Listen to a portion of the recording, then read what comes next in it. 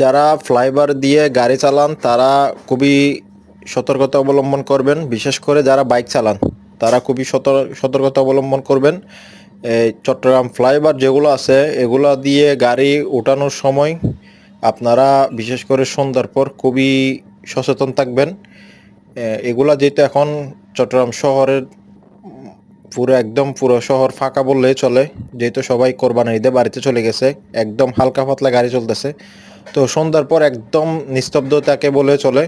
তো আপনারা নিস্তব্ধ অবস্থায় ফ্লাইওভার দিয়ে গাড়ি না চালানোর অনুরোধ করছিলাম। আপনারা নিচ দিয়ে চালান, যেহেতু কোনো যানজট নাই, আপনারা নিচ দিয়ে চালিয়ে আপনার গন্তব্যে পৌঁছাতে পারবেন।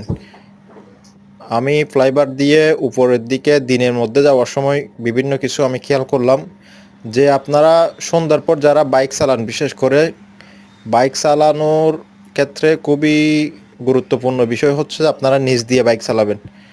আপনারা যারা ছোটোখাটো গাড়ি চালান তারাও এটা মাথায় রাখবেন, কারণ বিভিন্ন রকমের পকেটমার বা বিভিন্ন রকমের ধান্দাবাজরা এরা কী করে, ফ্লাইওভারের উপরে উঠে মানুষকে হয়রানি করে এবং তাদের সব কিছু চিন্তা করে নিয়ে যায়।